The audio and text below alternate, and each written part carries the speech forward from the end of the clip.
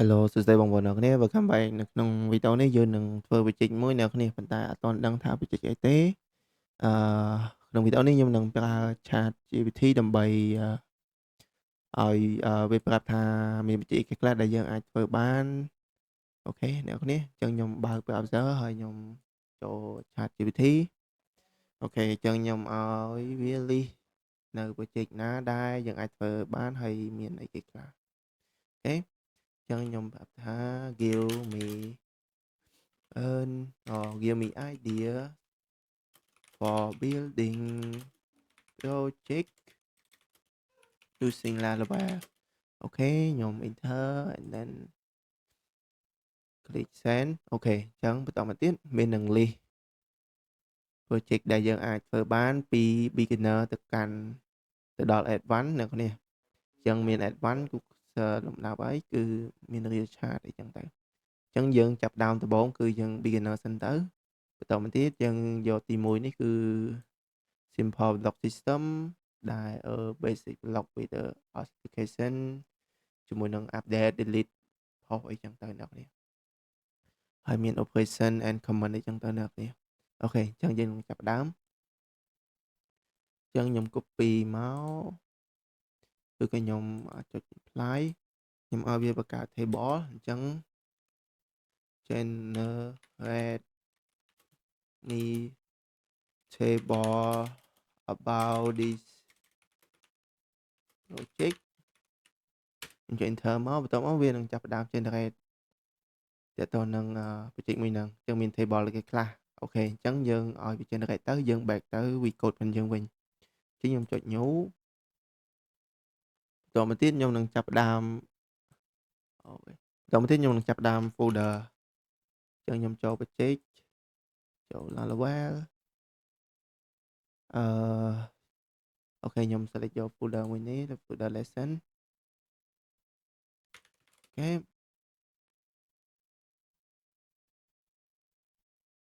បន្តមកទៀតខ្ញុំនឹងបង្កើត project Laravel បើបង្កើត project Laravel ខ្ញុំបានធ្វើវីដេអូហើយអ្នកនេះអញ្ចឹងអ្នកនេះអាចទៅមើលបាននៅវីដេអូមុនអញ្ចឹងដើម្បីបង្កើត project Laravel បានយើងប្រើ composer create project Laravel /Laravel and then ឈ្មោះ project ផងយើងដាក់ថា simple block system ហ្នឹងទៅតាមគេ simple block system អេហើយយើងចុច enter បន្តមកទៀតវានឹងចាប់ផ្ដើម install ហើយនឹង download package មួយចំនួនដែលជា default របស់ Laravel អ្នកនេះអញ្ចឹងប្រហែលជានេះគឺជា latest នៃថា version ចុងក្រោយរបស់ Laravel 12អ្នកនេះអញ្ចឹងទាក់ទងនឹង document អ្នកនេះអាចចូល laravel.com អញ្ចឹង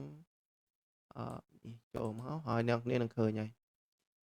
ឥឡូវ Laravel គេចេញដល់ version 12អ្នកនេះអញ្ចឹងអ្នកនេះអាចមើលទៅតាមនឹងបាន document គេមានអស់ហើយអ្នកនេះអាចចូលមើលបានអូខេនេះទាក់ទង Laravel អូខេអញ្ចឹងខ្ញុំនឹងចាប់ដើម drag drag ហើយបើក project ហ្នឹង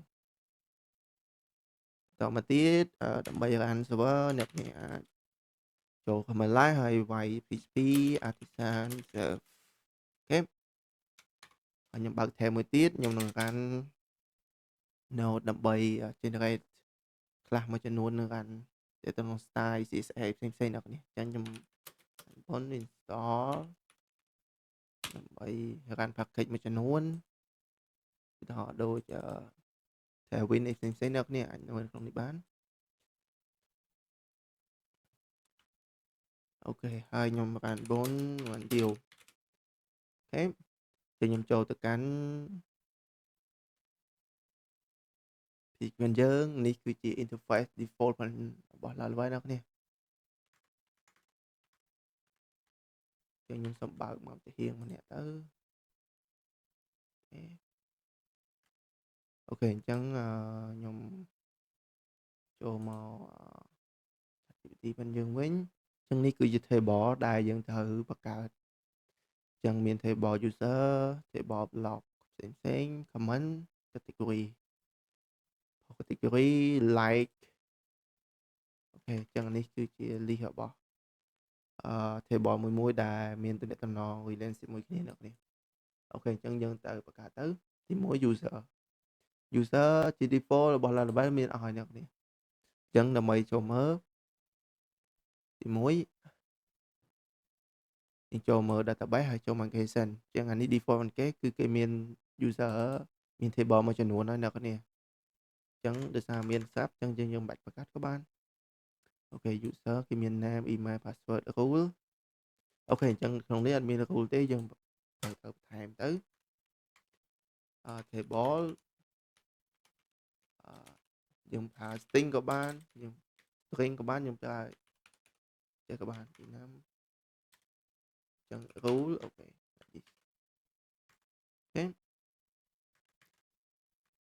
អូខេអានេះខ្ញុំឡងសិនខ្ញុំទៅ back ទៅក្រោយវិញតើតើនឹងការ connect យើងដំបូងដើម្បី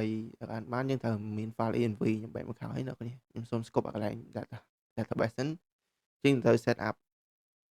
ចឹងដោយសារយើង connect មក SQL យើងដាក់ connect មក SQL ទៅទៅយើងអាន comment កន្លែងនេះហើយយើងដូរ database របស់យើងទាក់ទងនឹង simple យើងដាក់តាមហ្នឹងទៅ simple block post អីចឹងទៅ simple block db អីចឹងទៅហើយ user password អ្នកនេះដាក់ទៅតាមហ្នឹងទៅអានេះជា default ខ្ញុំដាក់ user root ហើយអត់មាន password ទេអូខេអញ្ចឹងយើងទៅ reload បញ្ជីរបស់យើងវិញអូខេអញ្ចឹងវាប្រាប់ថាអត់មាន server MySQL ទេនៅក្នុង local របស់យើងអត់ទាន់ទៅកាន់ទេអូខេអញ្ចឹងដើម្បីកាន់បញ្ជីរបស់យើងជាមួយនឹង MySQL យើងត្រូវមាន server MySQL មួយអញ្ចឹងអ្នកនេះអាចប្រើ XAMPP WAMP អីផ្សេងៗតែខ្ញុំប្រើ Laragon អ្នកនេះអាចចូល Laragon បន្តមកទៀត click មកស្ដាំហើយយើងចុច start MySQL អញ្ចឹង port ជា default វាគឺ3306 3306ចឹងអ្នកគ្នាដាក់ទៅតាមហ្នឹងទៅនេះ port វាត្រូវហើយទៅជា default គឺបែបហ្នឹងអត់មានកែទេយើងគ្រាន់តែទៅបង្កើត database ឈ្មោះថា simple block db ចឹងទៅអូខេខ្ញុំ reload គឺវាប្រាប់ថានេះ unknown database simple block ដោយសារយើង server connect ហើយប៉ុន្តែ database របស់យើងអត់មានអូខេអញ្ចឹងយើងចូលមកកាន់ការ connect MySQL របស់យើងបន្តមកទៀតយើងចុចសញ្ញាបូកកន្លែងនេះ new database ហើយយើងចុច pass ហើយយើង copy database របស់យើងមកហើយយើង pass ទៅនេះអូខេបន្តមកទៀតយើងចុចសញ្ញានេះ execute នេះបន្តមកទៀតវាចេញសញ្ញាទិញចឹងមានថាវាបានបង្កើតហើយនេះsorry this one អូខេអញ្ចឹង reload មួយទៀតវានឹងរកឃើញហើយអូខេអញ្ចឹងវាប្រាប់ថា table connect ហើយ database មានហើយប៉ុន្តែ table អត់ទាន់ migration មានថាអត់ទាន់មានអញ្ចឹង table section ក៏អត់ទាន់មានដែរអញ្ចឹងអីទៅជា table section អាហ្នឹងទាក់ទងនឹងការ store តនន័យរបស់ user ពេល login អានេះយើងមាននេះកន្លែងនេះស្គាល់នេះកន្លែង schema នេះគឺ table section អញ្ចឹងដោយសារយើងអត់ទាន់ migration វាអត់ទាន់មានទេអញ្ចឹងយើង បែកទៅមក ChatGPT វិញយើងអញ្ចឹង ChatGPT វិញយើងកន្លែង user នេះយើងឃើញថាយើងខ្វះតែ rule នេះមួយទេអញ្ចឹងខ្ញុំមិនបានបង្កើតហើយគឺ table rule ដែលមាន admin ហើយនិង user អូខេ admin user default គឺ user អូខេអញ្ចឹងក្រៅពីហ្នឹងគឺត្រូវអស់ហើយដូចគ្នាអញ្ចឹងខ្ញុំសូមរក PHP artisan migrate ដើម្បី migrate table ទាំងអស់ហ្នឹងចូលទៅកាន់ database របស់យើងអញ្ចឹងយើងក៏លេខទៅមើលខ្ញុំ reload មួយអញ្ចឹងវានឹង list ចូលហើយនេះអញ្ចឹងមាន user មាន section អូខេអញ្ចឹងយើងអាចទៅ reload បច្ចេកទេសយើងគឺវាដាក់ធម្មតាមានខាង connect តាមត្រូវជាដាក់ទៅនឹង database អូខេបន្តមកទៀតយើងនឹងទៅបង្កើតអឺ table មួយទៀតទៅ block of post table post អូខេឥឡូវខ្ញុំទៅកែ interface ខាងមុខរបស់ Laravel ជា default កន្លែង welcome នេះ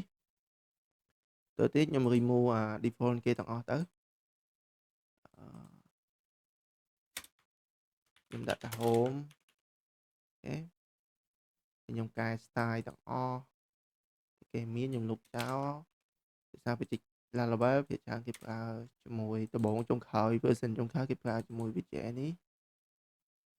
គេខ្ញុំលុបចោលទៅគឺវាប្រើ style ជាមួយ Tailwind អូខេអញ្ចឹងវាខ្មៅដោយសារ background វាពណ៌អូខេអញ្ចឹងសគឺខ្ញុំដាក់ home page គឺវាចេញបែបហ្នឹងអូខេឥឡូវវាដើរហើយអ្នកនេះអញ្ចឹងបន្តមកទៀតយើងទៅបង្កើត table post របស់យើងអញ្ចឹង table post របស់យើងគឺមានបែបនេះអញ្ចឹងយើងអាចឲ្យបើចង់លឿនយើងអាចឲ្យChatGPT generate ឲ្យយើងក៏បាន give me code schema about this table អូខេអញ្ចឹងវានឹង generate ឲ្យយើងអ្នកនេះលឿន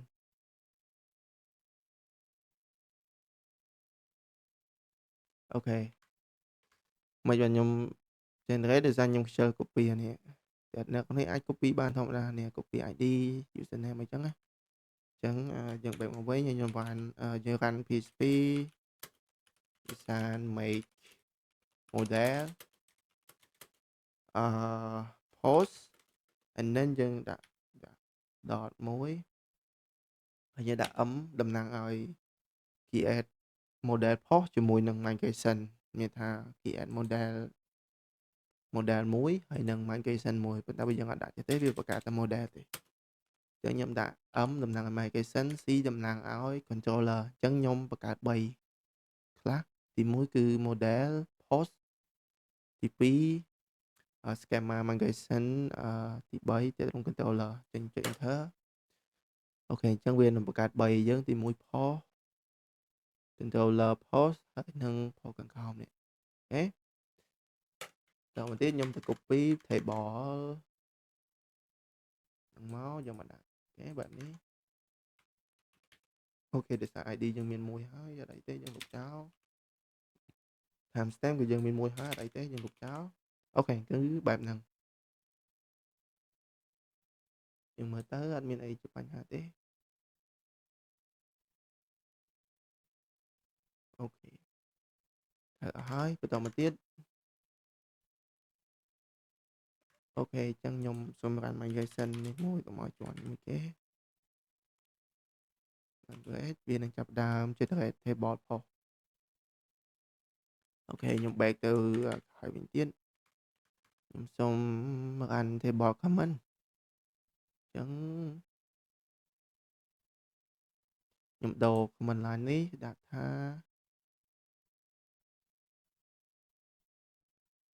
schema comment អូខេ also give me code schema comment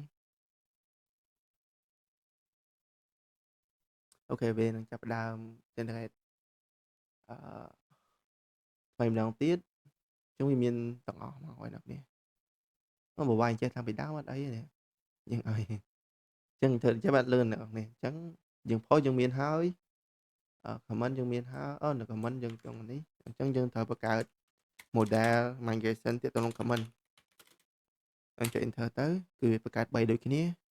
អូខេតមកទៀតខ្ញុំនឹង copy comment ដែលជា ChatGPT ឲ្យយើងអូខេគឺបែបនេះបន្តមកទៀត category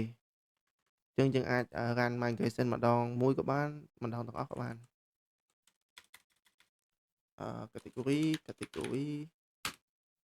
អូខេវាលិះឲ្យយើងមកហើយយើង copy មកដល់គ្នា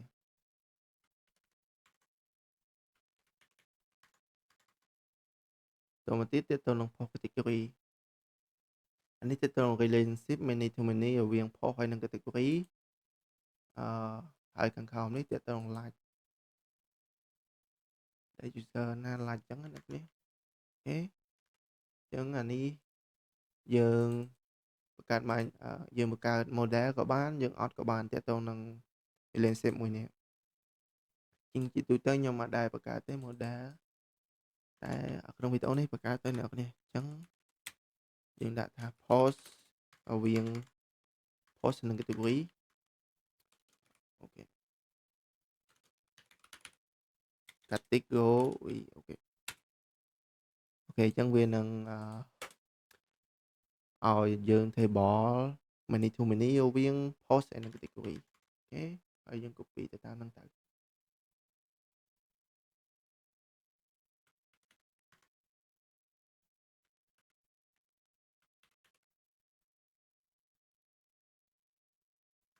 ok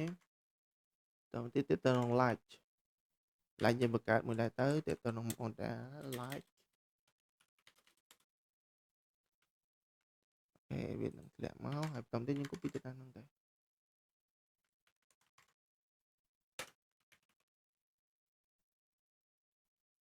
bên đây nó bên này nhung copy nhung thử double check đa ai có thay vì thử chẳng hạn nữa nhé chẳng ok tại bộ error bị phạm dưới nữa này cũng hơi tổng tiếp ở đây tiếp ok chẳng nhung chập đào migration đầm bấy trên đây thì bỏ nó ok error hỏi nữa nhé error post ok this one I think dương migration đầu tiên ok đa được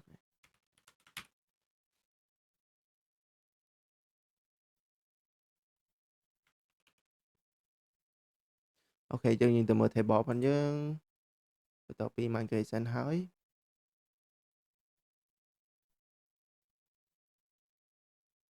ok chẳng vì cho hỏi miền like miền for miền category miền for category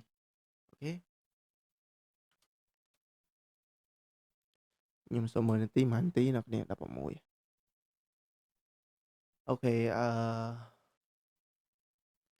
chẳng đầm mây lươn dân thờ pra package môi để sang ní video nó bộ tế chẳng dùng thì từ tới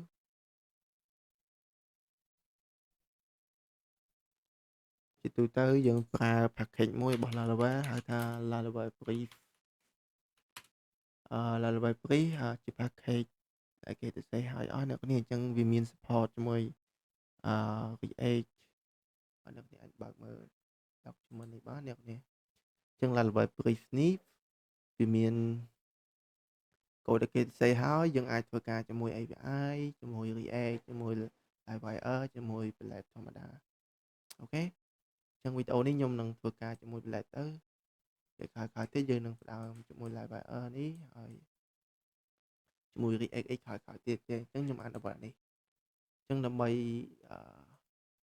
gan những ra cho môi package chẳng bán như thời gan composer require ở lại là brief ok làm tam kể tới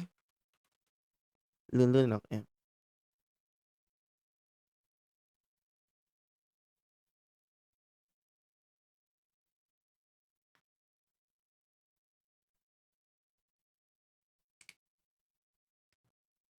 okបន្តមកទៀតយើងត្រូវកាន់ចំក្រោមយើងត្រូវកាន់ command line នេះគឺ PHP Artisan Brief install អូខេវានឹងសួរយើងថាយើងប្រើមួយណា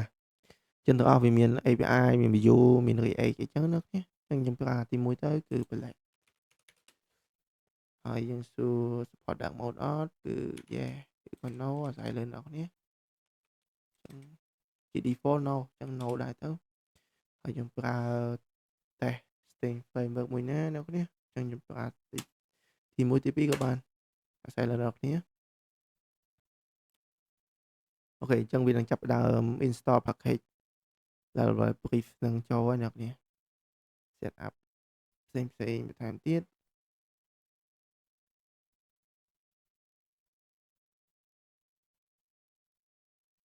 តមកទៀតវានឹង install នៅចាំផ្លែទៅ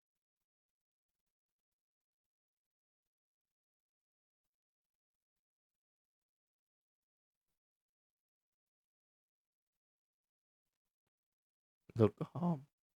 អីទីអ្នកគ្នាថាវាកំពុងតែ install វាមិនជាបញ្ហាទេអូខេ install ហើយអ្នកគ្នាអញ្ចឹងខ្ញុំចូលទៅមើល server ចូលទៅមើលpackage Node.js របស់យើងកាន់ម្ដងទៀតគឺ bon install ដើម្បី install package មួយចំនួនថ្មីដែរ bon អត់ឡើង level brief មានបន្តមកទៀតយើងកាន់ bon កាន់ deal អូខេចឹងយើង reload ទៅគឺវាដើរធម្មតាហ្នឹងអូខេចឹងយើងមាននេះមុនហ្នឹងគឺអត់មានទេចឹងបន្ទាប់ពីយើងបាន install គឺinstall package brief វានឹងចាប់ផ្ដើម add ឲ្យយើងអ្នកនេះអូខេចឹងយើងអាចចូលទៅកាន់ login អូខេអានេះជា default register នេះជា default អូខេចឹងយើងដាក់ link ក្រុមនេះមួយទៅអីទៅអានេះ a about login អូខេ login a take link no a take link about register សួរថា about register ហ្នឹងយើងអាចបានបង្កើតផងមិនមានអាហ្នឹងជា default របស់ Laravel brief ដែលវាបានបង្កើតឲ្យយើងដើម្បី check មើលអ្នកនេះចូល route ចូលអាចfile បន្តទៀតវានឹងមានអ្នកនេះ register login ហើយមានផ្សេងទៀតអ្នកនេះអូខេអញ្ចឹងវាមានអស់ហើយនេះអញ្ចឹងវាអូខេអានេះខ្ញុំដាក់ថា page 1 hello អូខេបន្តទៀតមានបែបនេះអូខេបន្តទៀតយើងអាច click login register អូខេអញ្ចឹងមួយនាទីគឺ21នាទីនោះនេះអញ្ចឹងអានេះគឺជាទាហានជំហានទី1ដែលយើងធ្វើការ set up ផ្សេងៗទៅក្នុង project ហើយនឹងconnect ជាមួយ MySQL នេះអញ្ចឹងខ្ញុំនឹងបន្តនៅវីដេអូក្រោយទៀតអរគុណ